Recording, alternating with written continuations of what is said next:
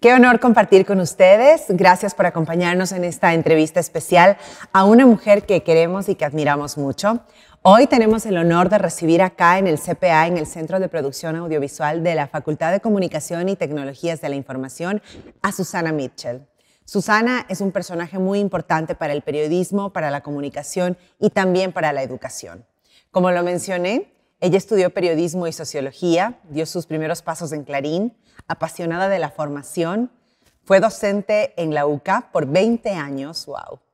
Coordinó el Media Lab y dirigió CLAEP, la acreditadora de carreras de periodismo de la Sociedad Interamericana de Prensa. Se define como una ávida lectora y mejor escritora. Ha escrito 4 libros y todos dedicados, los últimos 3 sobre todo, a sus alumnos. Desde 2018 colabora con Infobae. Y hoy nos acompaña Susana Mitchell. Susi, es un honor estar contigo, conversar y conocerte un poquito más. Bienvenida a Ecuador. Bueno, muchísimas gracias por esta bienvenida. Es un placer estar aquí en Los Hemisferios, una casa muy querida, con gente muy... Realmente me sorprende cada vez que vengo el nivel de atención y la preocupación que ustedes ponen por cada persona que pisa esta tierra. Así que bueno, muy agradecida. Siempre, siempre, siempre será tu casa, Susi. Bueno, yo tuve el honor de conocer a Susana en la acreditación en Lima, Perú, de la Universidad de Ciencias Aplicadas. Y tuvimos, para mí fue mi primera experiencia como para evaluador, y la verdad es que creo que aprender de alguien, yo siempre pienso que los mentores son fundamentales en nuestra vida, la gente que nos inspira, la gente que nos enseña, y que no solamente nos enseña tal vez en una clase, con una cátedra, sino nos enseña con sus miradas, con sus decisiones, con sus actitudes, con sus pensamientos. Y creo que eso es muy especial dentro de la docencia, Susi, tú que lo has hecho por 20 años. ¿Qué significó eso para ti, para tu vida? ¿Qué te deja la docencia? Mira, la vocación docente me parece que está vinculada principalmente a tener fe en que vos podés ayudar a otro ser humano a ser lo que tiene que ser, ¿no? Es como apostar al futuro, como creer que los seres humanos siempre podemos ser mejores y que siempre vamos a necesitar de personas, de otras personas, que nos ayuden a ser mejores. Y la universidad en ese sentido cumple un rol muy importante, sobre todo lo que está relacionado con los valores humanistas, porque todo lo que se construye, el conocimiento sobre todo, siempre tiene que tener una base humanista. Y la base humanista está vinculada directamente con los valores, ¿no? Con los valores humanos. Y fundamentalmente sentirte comprometida con eso. El compromiso con esa vocación. Si no, es imposible estar tantos años dando clases, muy difícil.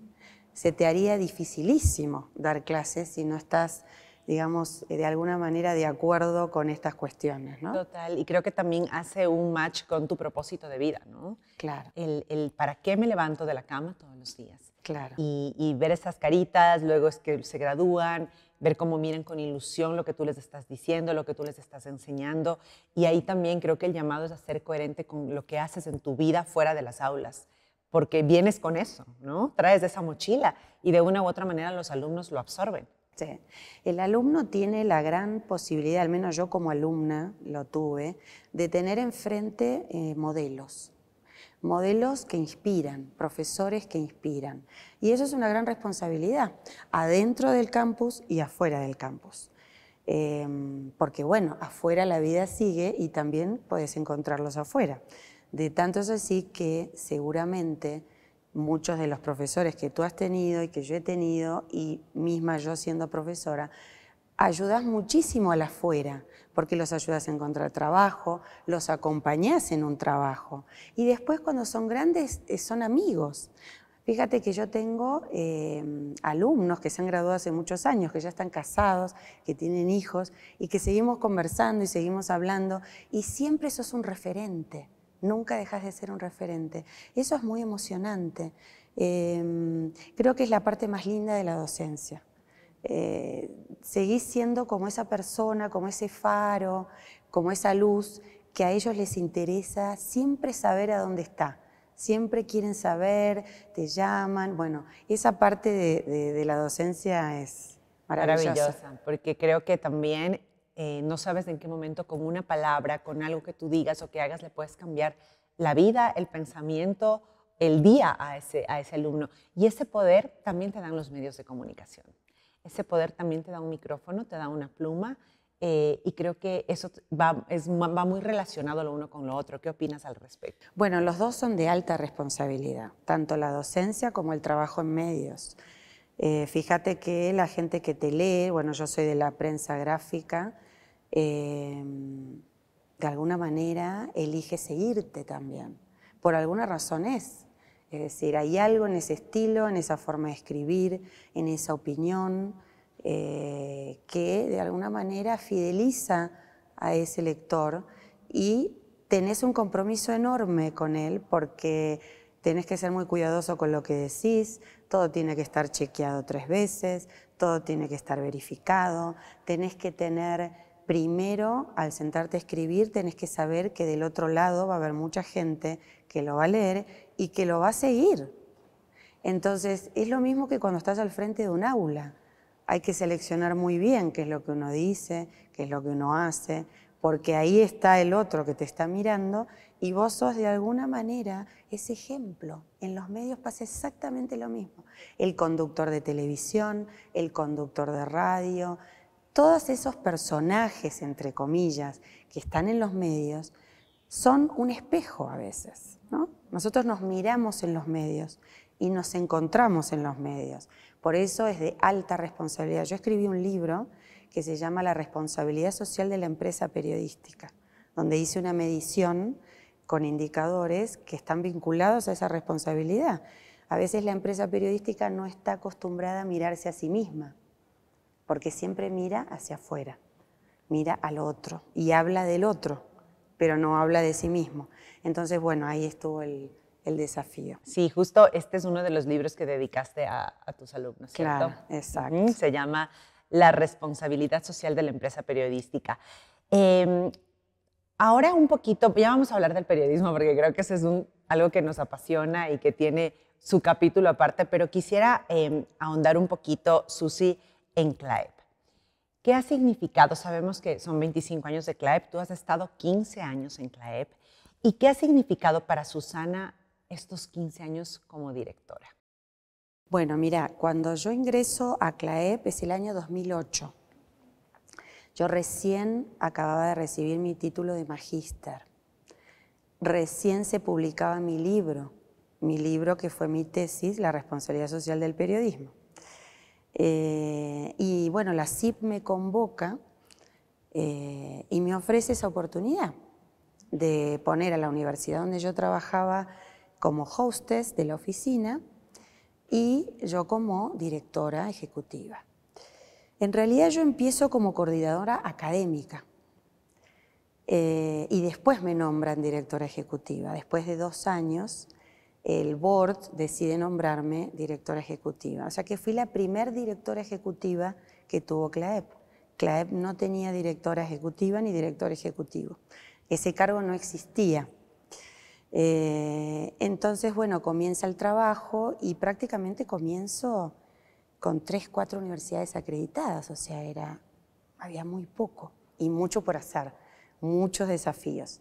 Bueno, y ahí me puse manos a la obra con toda la inventiva, la creatividad y ese motorcito que hay que tener siempre adentro, que es lo que le he dicho toda la vida a los alumnos, ese motorcito que te mueve, que te hace seguir y seguir y seguir pensando qué se puede hacer para mejorar. Y ahí empecé la búsqueda de nuevas unidades para acreditar. Es todo un proceso muy complejo, muy largo y sobre todo para mí, en ese caso, yo no conocía América Latina. Nada. Entonces, claro, fue un desafío enorme porque me estoy metiendo en un continente, en un territorio que no domino, que no conozco. Bueno, hay que ponerse a estudiar. Entonces, lo primero que hice fue ponerme a estudiar sobre los países a donde iba a ir. Su cultura. La cultura, la economía, la geografía, el contexto. Algo uno sabe, pero muy poco. Y, por supuesto, investigar las universidades.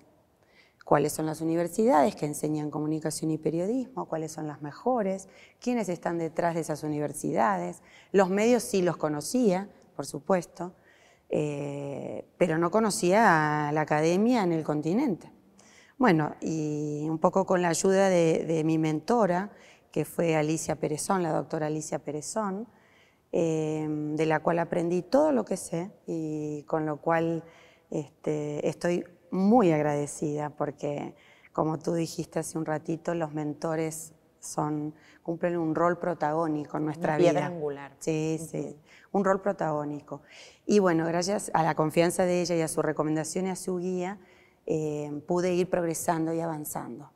Y esos fueron los primeros pasos, empezar a investigar, a entender el territorio, el continente latinoamericano, para poder después conectarme con las universidades y empezar a ofrecer el programa de acreditación. Así que bueno, ahí fue.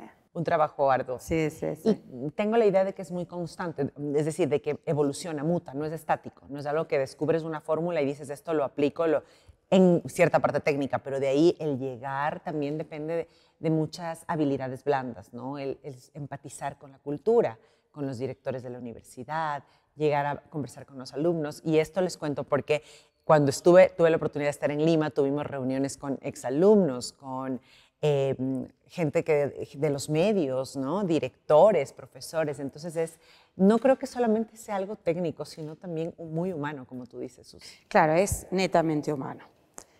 Sí tiene una técnica, como todo lo que hacemos en la vida, pero tiene mucho de intangible. Hay mucho condimento intangible. Pero antes de comentarte eso, me gustaría explicar un poco cómo se hace esto, es decir, ¿de dónde viene CLAEP?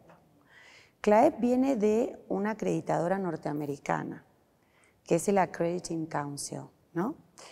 El ACJMC, que tiene su oficina, su hostes en Texas.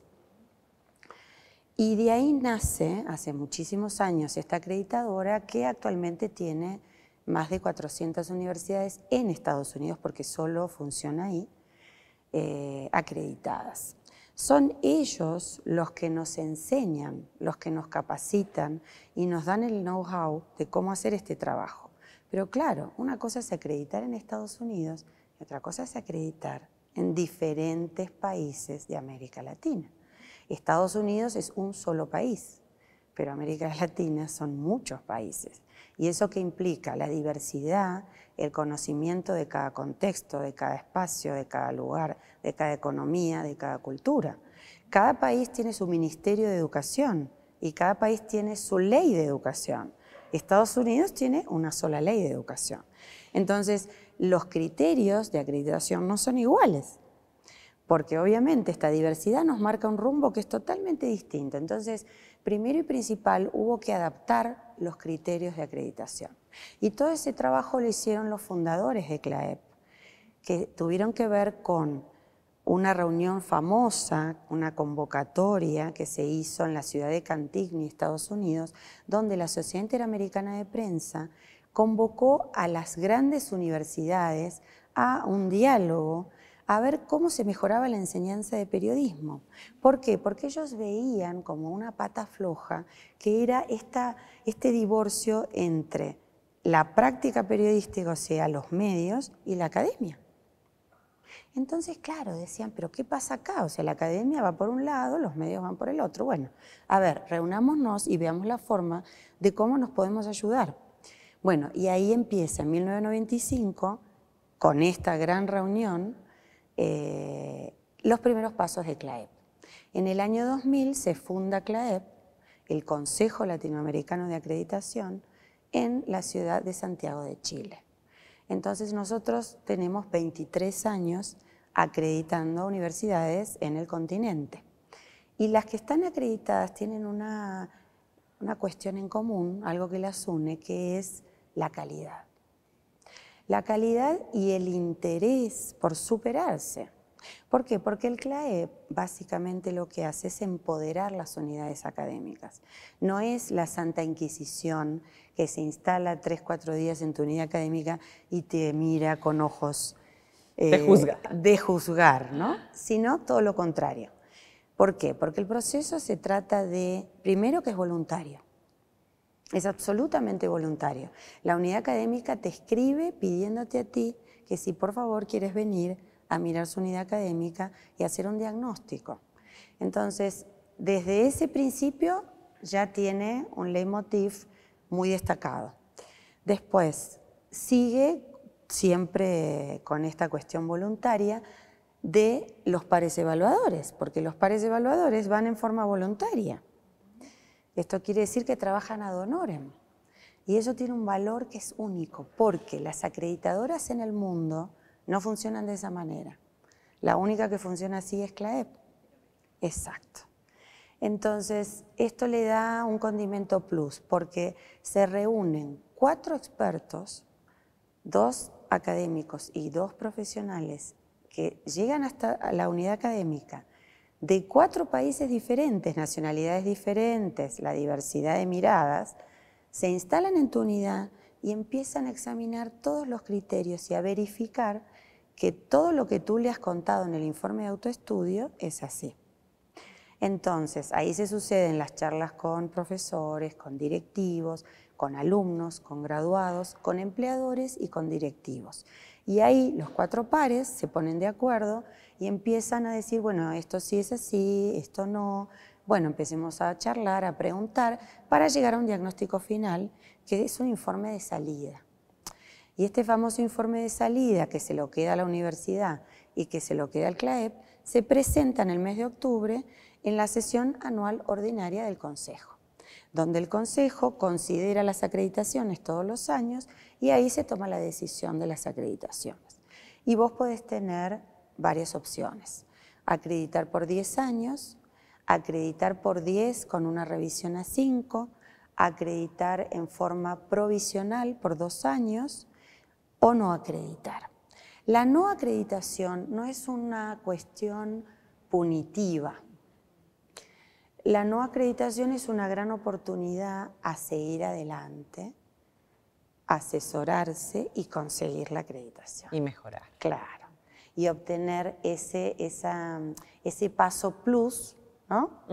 Que, digamos, el CLAEP creo que es su principal beneficio, que es que la unidad logra el objetivo, que es un step más y a la vez siguiente uno más y siempre uno más. Entonces nosotros los acompañamos, ¿no?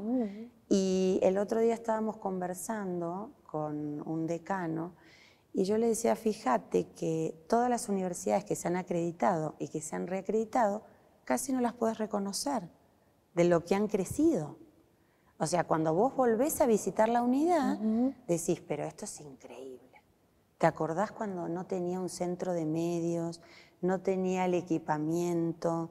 ¿Y te acordás cuando conversamos con el rector y le dijimos de la importancia de tener la última tecnología? Porque claro, los alumnos, después, si vos no tenés la última tecnología, te superan los alumnos. Es decir, ¿para qué va a ir un alumno a aprender si tiene él la mejor tecnología? Y justo eso te quería preguntar, porque creo que las universidades tienen que socializar, comunicar a los estudiantes que vayan a postular para la carrera eso. Es decir, yo elijo esta facultad de periodismo y de comunicación porque tiene este sello, porque tiene esta acreditación. ¿Y qué beneficios le va a dar a mi carrera? Entonces, ¿cuál sería un poco los futuros programas acreditados por CLAEP? O sea, ¿qué plus, qué adicional positivo para la vida del estudiante puede llevarse? Bueno, mira, tiene muchas ventajas y muchos beneficios hacia el interior de la unidad académica y hacia el exterior de la unidad académica. Vamos a empezar por el exterior. No es lo mismo una unidad académica que está observada y acreditada por un organismo internacional que está administrado por la Sociedad Interamericana de Prensa que una que no. Una que le abrió las puertas a una organización para que mire detalladamente su unidad académica y soporte un informe final de evaluación con sugerencias, con observaciones, con invitaciones a, digamos, oportunidades para mejoras, no es lo mismo. Porque eso genera confianza en los padres que van a inscribir a esos alumnos. Genera una confianza absoluta. Es decir, no es lo mismo uno que tiene la puerta cerrada que uno que se la abrió a una organización que viene de otro lado, con gente que viene de otros países, que te sientan ahí 3, 4 días, que te critican todo, te miran todo, te observan todo y aún así sigue funcionando y mejor. Entonces dice, a mí esto me interesa. Otra cosa que tiene que ver con el exterior, una es esta que te cuento, y otra es que las unidades que acreditan son socias de la SIP automáticamente. ¿Y qué significa ser un socio de la SIP? Bueno, la SIP es una organización que va a cumplir 80 años, que reúne más de 1.200 socios dueños de medios de comunicación, desde Alaska hasta Tierra del Fuego. Es la agenda más grande de contactos que vos te puedas imaginar para una organización que enseña periodismo y comunicación y que además dentro de su organización tiene medios de comunicación. ¿Por qué? Porque todas las universidades tienen radio, televisión, tienen un diario, tienen una revista y esos medios automáticamente pertenecen a la Sociedad Interamericana de Prensa, con esa visibilidad que te da pertenecer. Entonces, esta es la segunda gran razón hacia el exterior, hacia afuera, por qué uno se acreditaría con CLAEP. Después tenés la oportunidad como decano, rector, profesor, de participar de actividades que están vinculadas a tu propia actividad periódica, que es el periodismo y la comunicación.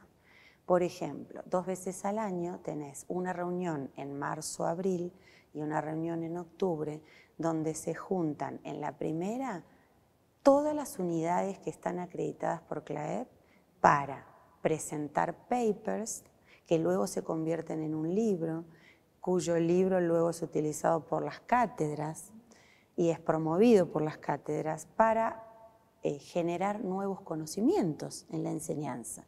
Y vos con eso te aseguras que estás entre los mejores, porque obviamente acreditar con CLAEP no es un proceso fácil, si bien es un proceso posible y es factible, no es un proceso fácil. Entonces eso también nos asegura cierta calidad en esas unidades que están acreditadas, con las cuales después vos te encontrás en esos encuentros y producís el intercambio de profesores, de alumnos, de directivos, de nuevos conocimientos.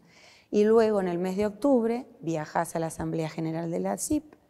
Que la hacen en algunos lugares, ¿no? Que se hacen en todos lugares de América Latina, se hacen en Estados Unidos, el año pasado fue en España, y ahí te volvés a encontrar, pero ya le sumás el plus de que te encontrás con los medios de comunicación, con todos tus amigos socios, ¿no?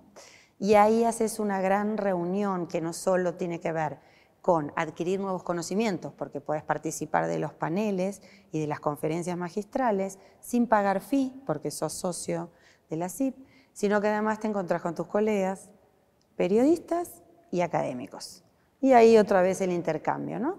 Es de un nivel de, digamos, reciprocidad y de retroalimentación altísimo. Altísimo. Susi, antes de que se me vaya la idea, sí, cuando tú mencionaste por qué se crea CLAEP, ¿no? Por este como bache, este como hueco, brecha que había entre la academia y los medios de comunicación, que no se entendían.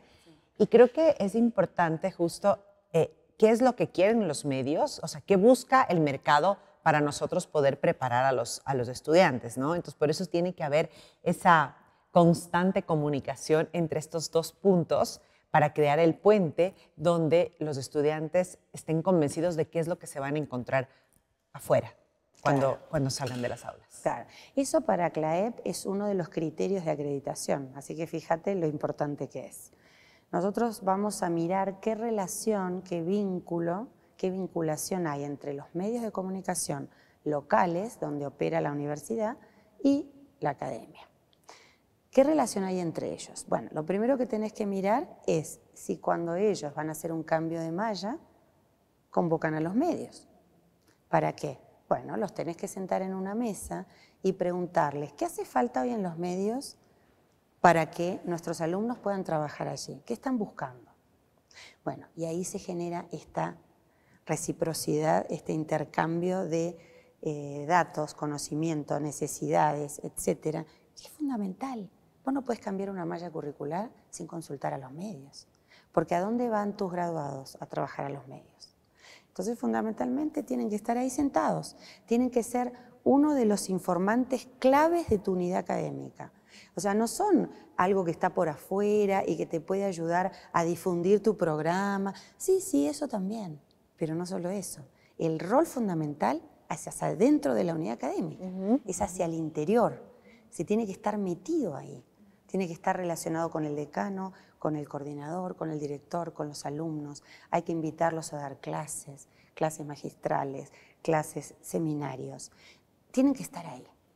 Tienen que estar ahí, asesorando permanentemente. La relación tiene que ser muy fuerte, porque, por ejemplo, ¿cómo armás vos un medio dentro de una unidad académica si, por ejemplo, no tenés profesores que trabajen en medios? Complicado. No saben la realidad. Hoy veníamos hablando con un colega y decíamos, pero ¿cómo puede ser que haya profesores que nunca trabajaron en medios? ¿Pero qué está enseñando entonces? ¿No? Entonces, bueno, está esta cosa difícil de lograr que tiene que ver el académico profesional, ¿no? Muy difícil. Es como un híbrido, un personaje. Claro. Y que debe entender estos dos ecosistemas claramente porque además siempre están mutando y evolucionando. Claro. Y yo solo pienso en el nuevo director de CLAEP y me emociono, pero me emociono también porque siento que el valor y la vara está muy alta, Susi. Yo sé que lo va a hacer muy bien, pero ¿qué nuevos retos crees tú con los que se va a enfrentar el futuro director? Bueno, creo que es la gran oportunidad. Yo le estoy dejando un bebé rozagante, lleno de vida y de oportunidades, como todos los bebés, ¿no?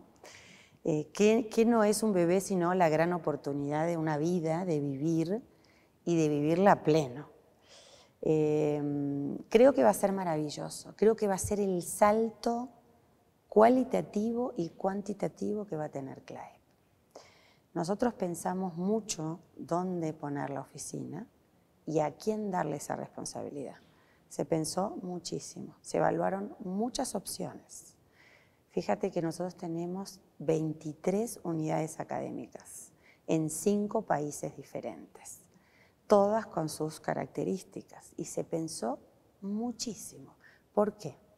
Volvemos al principio de la conversación, porque tiene muchos intangibles.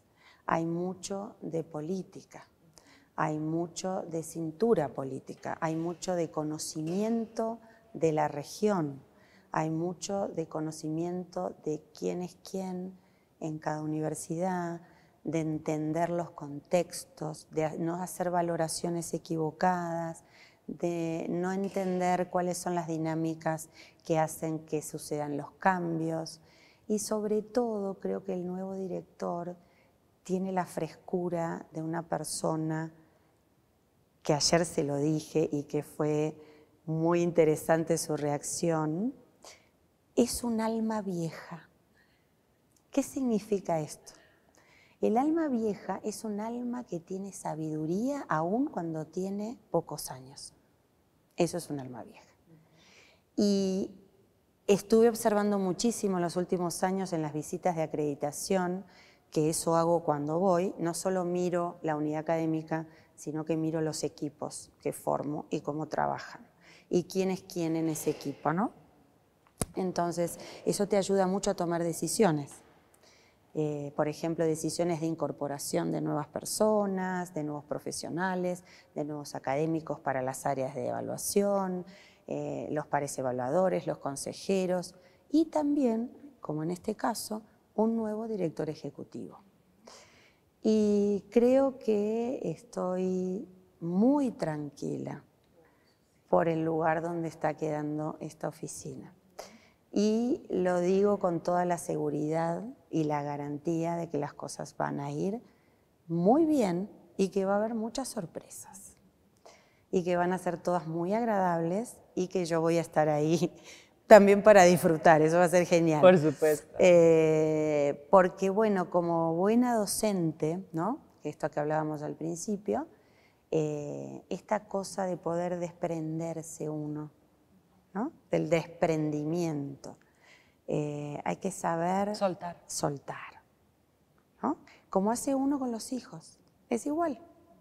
Porque en definitiva nuestros trabajos son hijos. Nuestros proyectos son nuestros hijos. libros, nuestras clases, nuestros puestos de trabajo, tienen mucho que ver con nuestro ego, con el desarrollo de nuestro ego. Y algo que tenemos que aprender, y esto se lo digo a todos, y cada una de las personas que puedo decírselo, hay que aprender a ser humilde y a desprenderse de las cuestiones y entender que esas cuestiones pueden andar solas sin uno. Claro. Y es maravilloso, porque uno se siente muy tranquilo y muy en paz. Sí, yo estoy segura que bueno, pues el nuevo director hará un gran rol. He aprendido mucho de ti. Creo que gracias a la vida que tuve la oportunidad de disfrutar la acreditación y aprender de ti, Susi, y conocerte.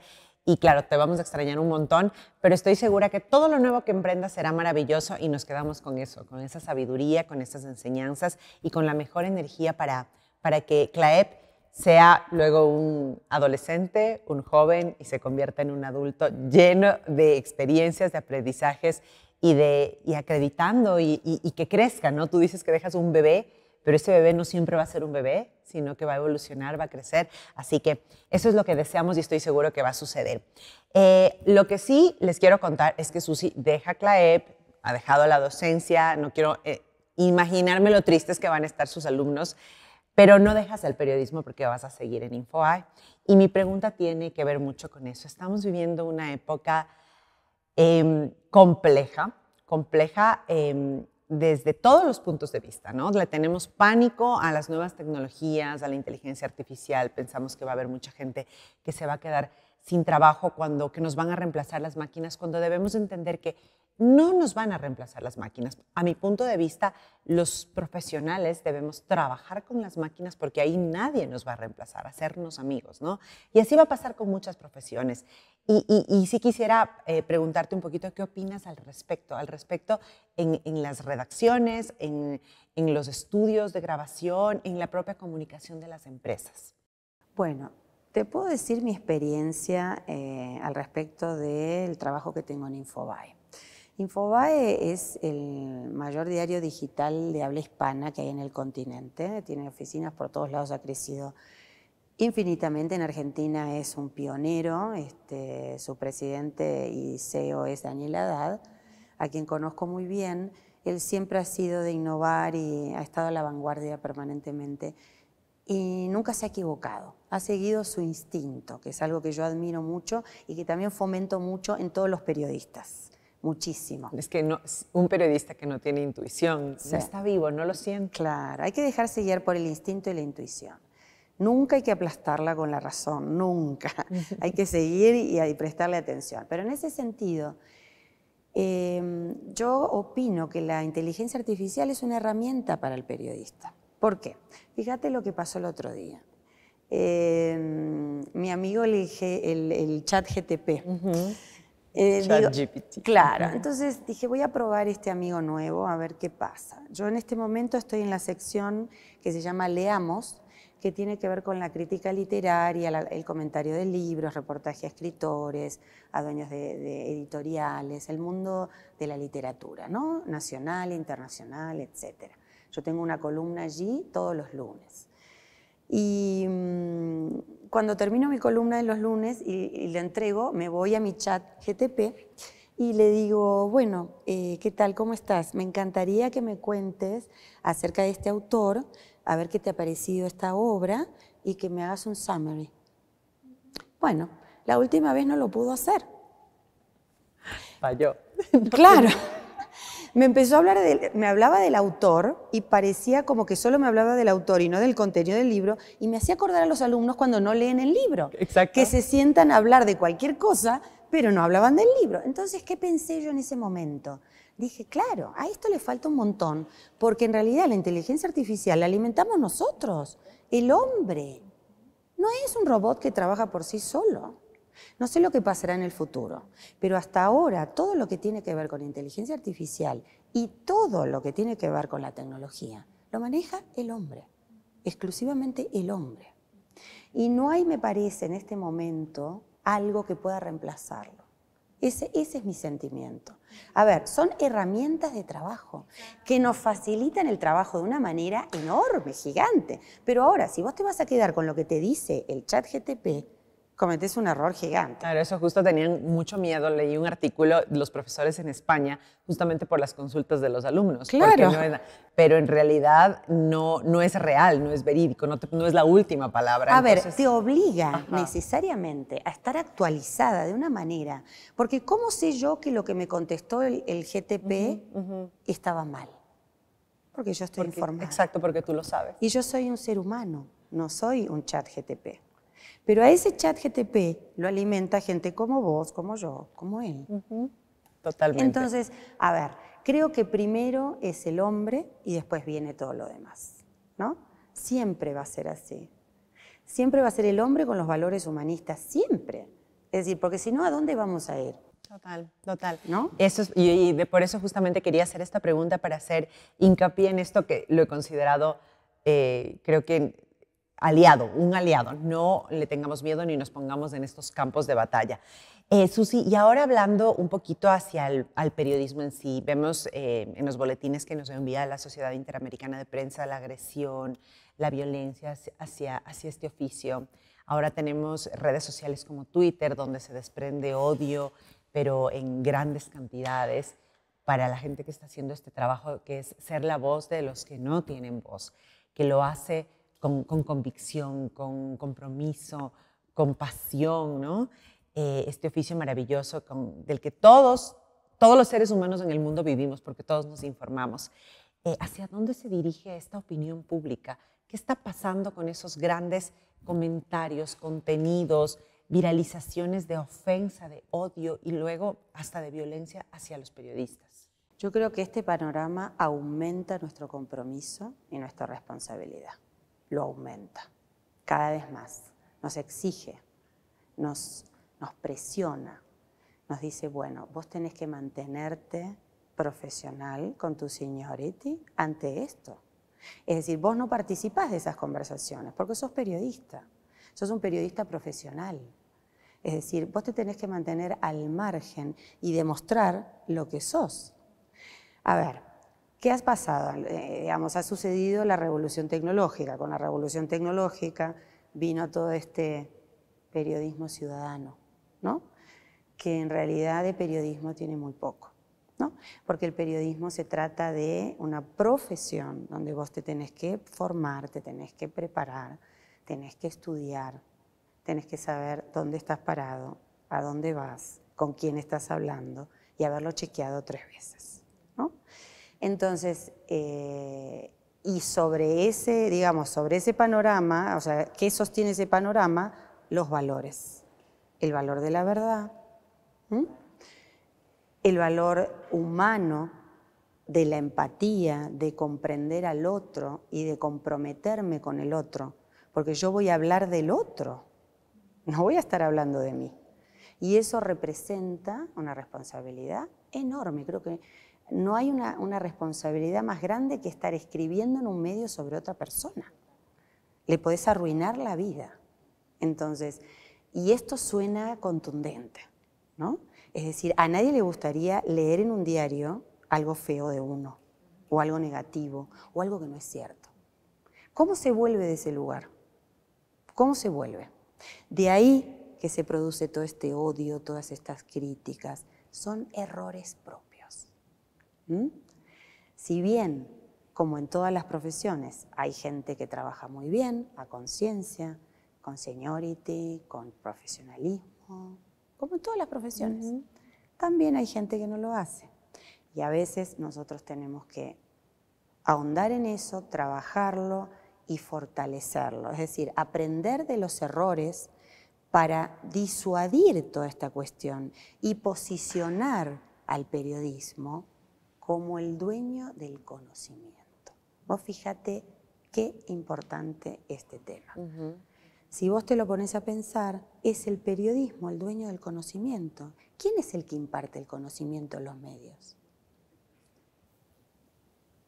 Entonces nosotros tenemos que ser la persona de máxima confianza del lector. Lo tenemos que llevar a ese lugar. Si no, ¿qué quiere decir? Esto que está sucediendo, que los medios son mentirosos, que los medios son corruptos, que los medios no dicen la verdad, que están con el gobierno de turno, que hacen proselitismo político, que etcétera, etcétera, etcétera. Sí, puede ser. Pero también está el otro periodismo que no lo hace y que está en la vía, en el camino, para reforzar ese protagonismo y esa responsabilidad que nosotros tenemos en los medios y tenemos en la sociedad donde operamos. Total. El periodismo educa a las audiencias, Susi. Por supuesto. Educa, entretiene, ¿no? El famoso trípode, ¿no?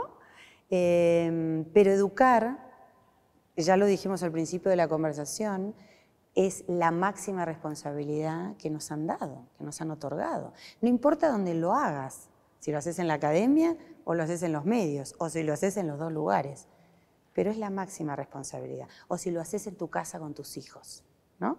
Es lo máximo. En las redes sociales, en todo. Donde sea. La máxima responsabilidad.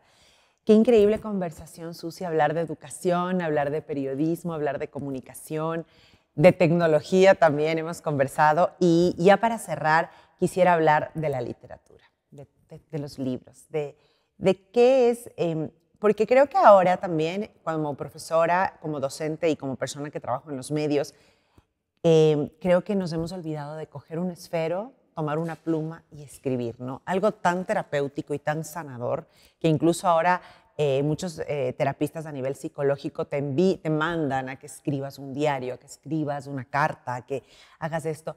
¿Qué es para ti esta parte, el escribir, la parte literaria, las novelas, los cuentos?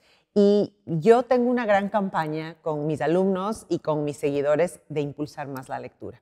Y como siempre digo, uno tiene que practicar con el ejemplo y leer. Si tú quieres pedir que tus hijos lean, que tus seguidores lean, que tus alumnos lean, tienes que tú como predicarlo y tú leer. Entonces, quisiera que me cuentes un poquito este contexto de la lectura, de la escritura y de ese gusto que tú tienes. Mira, la relación mía con la literatura, con la lectura y con la escritura se la debo a mis padres. Fundamentalmente nació en mi casa, ¿no? En mi hogar.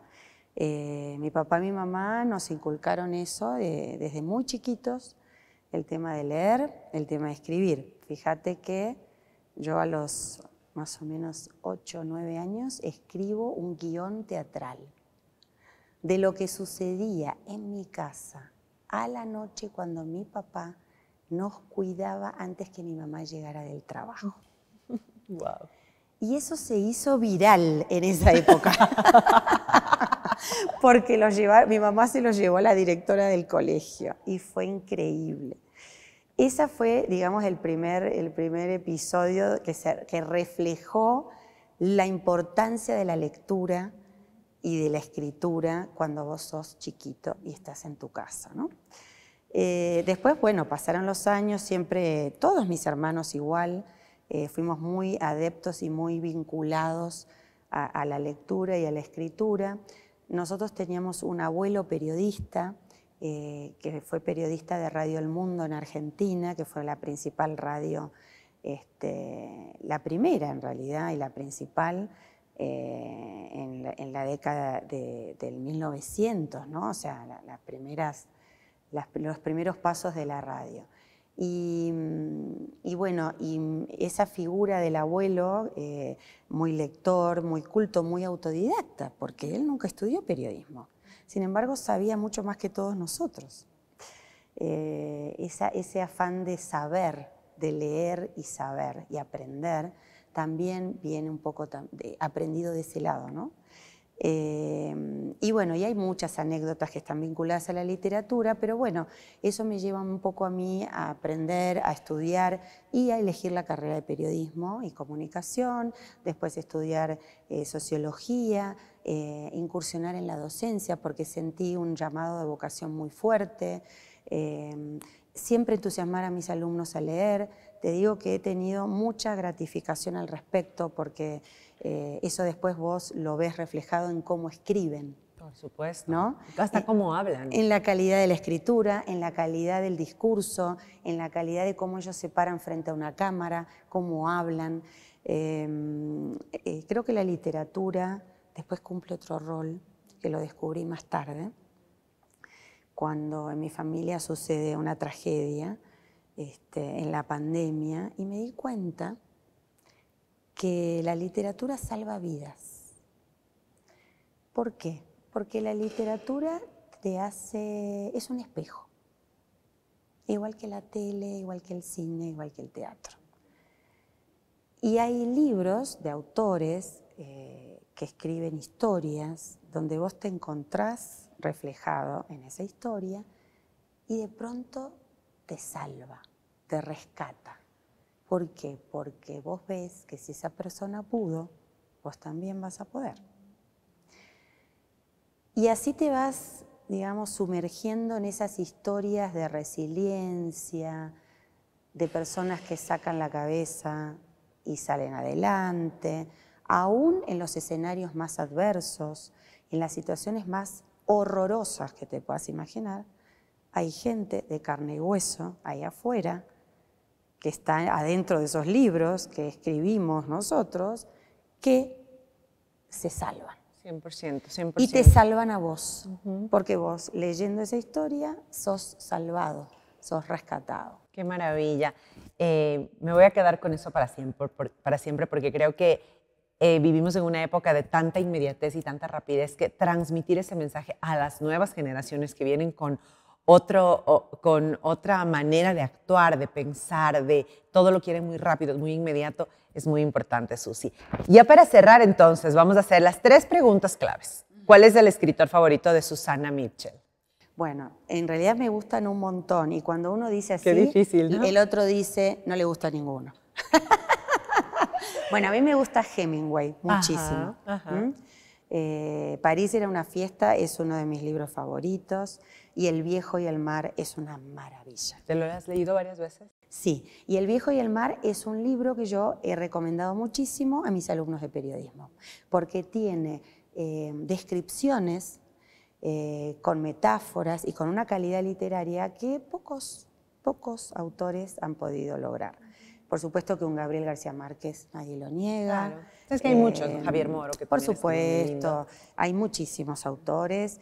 Joan Didion es una de las autoras norteamericanas que estoy leyendo mucho en este tiempo. Ella fue periodista en Nueva York, una periodista de mucho renombre, pero se dedicó muchísimo también a dar a luz libros, literatura de muy buena calidad.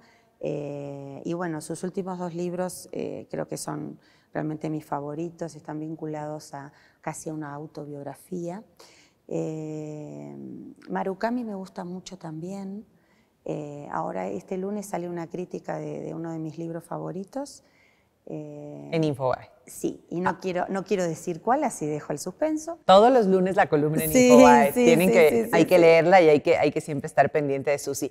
¿Cuál es tu periodista favorito? Y bueno, estaba tratando de enmarcar bien la pregunta, ¿no? Porque como que periodista o referente del periodismo. A mí siempre me ha gustado mucho Oriana Fallaci y la menciono un montón en mis clases, sobre todo cuando tengo que enseñar cómo hacer una entrevista.